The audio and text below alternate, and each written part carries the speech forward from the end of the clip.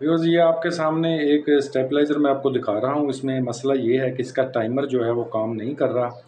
ये फ़ौरन जो करंट है पास हो जाता है। मैं आपको पहले ऑन करके दिखाता हूँ। ये देखें कि होना तो ये चाहिए कि ये जो एक लाइट है ये पहले ब्लिंक करे और दूसरी जब टाइमर ऑन हो उस वक्त करे, लेकिन ये दोनों एक ही वक्त में, यहाँ पर देखें, ये ऑन हो चुकी हैं।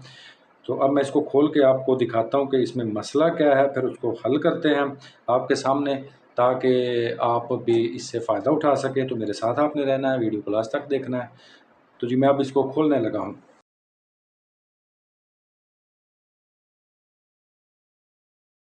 तो व्यूअर्स, यहाँ पर ये देखें, ये खुल चुका है स्टेबलाइज़र। इसकी जो किट है इसको देखते हैं कि इसमें क्या प्रॉब्लम है। ये टाइमर जो है वो क्यों अपने टाइम पे ऑन नहीं हो रहा, बल्कि डायरेक्टली करंट को पास कर रहा है। ये इसको मैं सीधा करता हूँ। आपने एक चीज़ का ख्याल रखना है कि आपने जो इसका वापडा का मेन है वो पीछे से ऑफ़ रखना है। ये स्विच मैंने निकाला हुआ है, तो ये देखें, ये स्विच मैंने निकाला हुआ है। तो ये आपने वापडा की जो है सप्लाई उसको ऑफ़ करना है, ठीक है। अब यहाँ पर मैं आपको किट सीधा करके दिखाता हूँ। यहाँ पर देखें, ये जो है यहाँ पर, ये जहाँ पर हमारी वेरिएबल है, एक ये वेरिएबल है, एक ये वेरिएबल है, एक ये हमारे टाइमर नहीं है। हमारा टाइमर वो होगा जहाँ पर वेरिएबल नहीं होगी। तो यहाँ पर देखें, ये जो हमारी चौथी आखिरी रिले है, इस पर वेरिएबल नहीं है, तो ये हमारा टाइमर है। अब इसमें मसला क्या हो सकता है, मैं आपको शोर शाट बता सकता हूँ, क्योंकि बार बार करके मुझे इतना ये तजर्बा हो चुका है कि फ़ौरन पता चल जाता है कि नक्स जो है वो किस जगह पर है। ये जो ट्रांजिस्टर आपको नज़र आ रहे होंगे, ये छोटे छोटे स्याह ब्लैक कलर के, ये इनमें प्रॉब्लम है। तो इनमें से एक जो ट्रांजिस्टर है वो यकीनन शॉर्ट हो चुका होगा, जिस वजह से ये जो डायरेक्ट स्टेबलाइजर आगे करंट पास कर रहा है।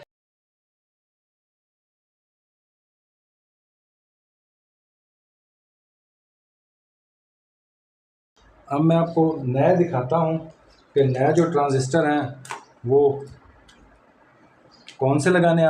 आपने इसका नंबर यहाँ पर पढ़ लेना है कि इसका नंबर क्या है ट्रांजिस्टर का, ठीक है। 945 C945 है। ये दोनों जो ट्रांजिस्टर हैं ये C94 हैं, C945।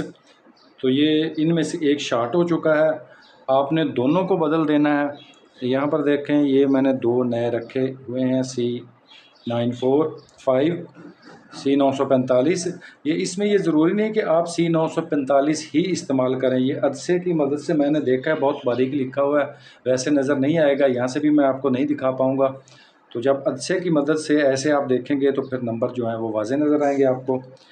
तो आप C828 भी इस्तेमाल कर सकते हैं, और D313 है ट्रांजिस्टर, वो भी इस्तेमाल कर सकते हैं। इसी तरह से C1383 है, वो भी इस्तेमाल हो सकते हैं। तो अब मैं इनको लगाता हूँ। ये जिस तरह से हमने निकाले थे बिल्कुल उसी तरह से हमने इनको दोबारा से लगा देना है। यहाँ से हल्का सा साफ़ कर लेते हैं ये, ताकि इनके यहाँ लगाने में किसी किस्म की कोई दिक्कत ना हो। ये पॉइंट को आपने अच्छी तरह साफ़ कर लेना है। ये साफ़ हो गया जी, ये वाला भी कर लेते हैं आप।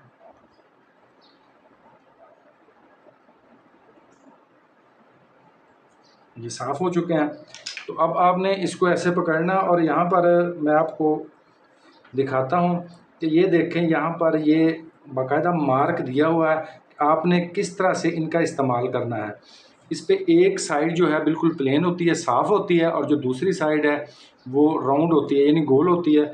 इसी तरह से आपने देखना है कि ये देखें, ये बिल्कुल ये सीधा स्पॉट है। ये यहाँ पर मैं आपको दिखा सकूँ तो यहाँ पर ये जहाँ पर C945 लिखा हुआ है, तो आपने इस तरफ जो इसका साफ़ हिस्सा है, साफ़ सतह है बिल्कुल बैठी हुई, वो इसी तरह से लगाना है। ये जो राउंड है वो पिछली जानब जैसे ये मार्क बना हुआ है, इसी तरह से इसको यहाँ पर सुराख में डाल देना है।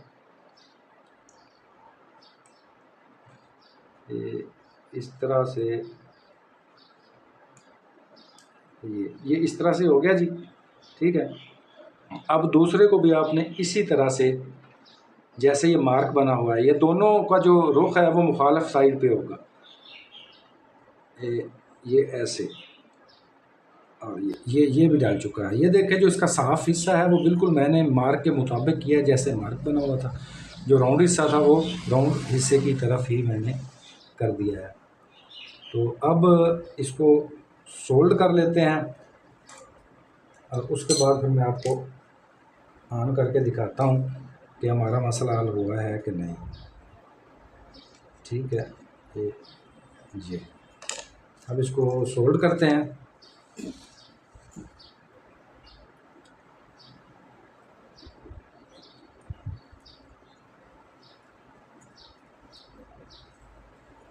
ऐसे इसको सोल्ड कर लेना है अच्छी तरह से कि ये इसकी सोल्डरिंग अच्छी हो जाए, क्योंकि अगर हल्का सा भी ये रह गया तो फिर ये प्रॉपर वर्क नहीं करेगा।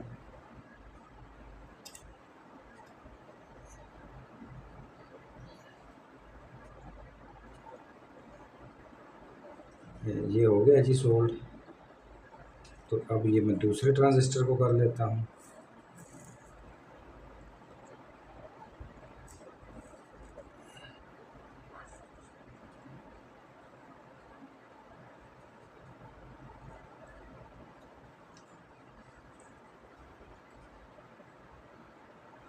इसमें कोशिश करना चाहिए कि जो अपना सोल्डरिंग आयरन है वो बारीक हो, तो उससे ज़रा जल्दी सोल्डरिंग होती है।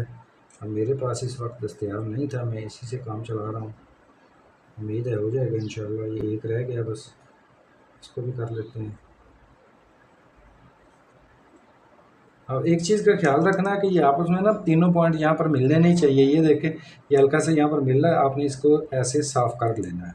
ठीक है, ये देखें ये हो गया। ये अब जो है सोल्डर हो चुका है। अब मैं आपको ऑन करके यहीं से दिखाता हूँ, फिर उसके बाद इसको बंद करते हैं। अगर तो ये ठीक हो चुका हुआ तो हमारी एक ही जो लाइट है वो जलेगी, दूसरी नहीं जलेगी। मैं आपको ये ऐसे दिखाता हूँ, तो फिर इसका मतलब हमारा मसला हल हो चुका है। तो ये देखें जी, हमारा जो है स्टेबलाइज़र वो बिल्कुल ठीक हो चुका है। इसकी जो एक वापडा की सप्लाई आने से जो रेड कलर की लाइट है वो ऑन हो चुकी है, येलो कलर की अभी नहीं हुई। तो देखते हैं कि कितनी देर बाद ये ऑन होती है। तो जी व्यूअर्स, ये आपको बताया कि अगर किसी भी स्टेबलाइज़र का जो टाइमर है वो ख़राब हो जाए तो उसको ठीक कैसे करना है। उसकी सिर्फ एक या दो वजूहत हो सकती है। एक वजह उसकी जो सबसे पहली 99% वजह होगी वो ये होगी कि इसके जो ट्रांजिस्टर हैं, ये जो मैंने निकाले हैं आपके सामने, ये शार्ट हो चुके हैं, इनको बदल दें। अगर इससे भी आपका मसला हल नहीं होता तो फिर यहाँ पर मैं आपको दिखाता हूँ, ये कैपेसिटर लगा हुआ है, इसका यूएफ बढ़ा दें। ठीक है, यूएफ बढ़ाने से इसका जो टाइमर है वो देर से ऑन होगा ये।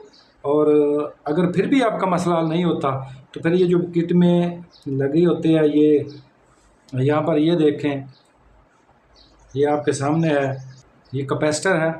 तो कैपेसिटर का जो है इसका वोल्ट और यूएफ दोनों बढ़ा दें। ठीक है, अगर यहाँ पर फ़र्ज़ करें 25 वोल्ट और 470 यूएफ है, लिखा किट पे ही होता है, तो आप इसका क्या करें, वोल्ट बेशक 25 रहने दें या 35 कर दें और यूएफ जो है 1000 कर दें, वो बढ़ा दें।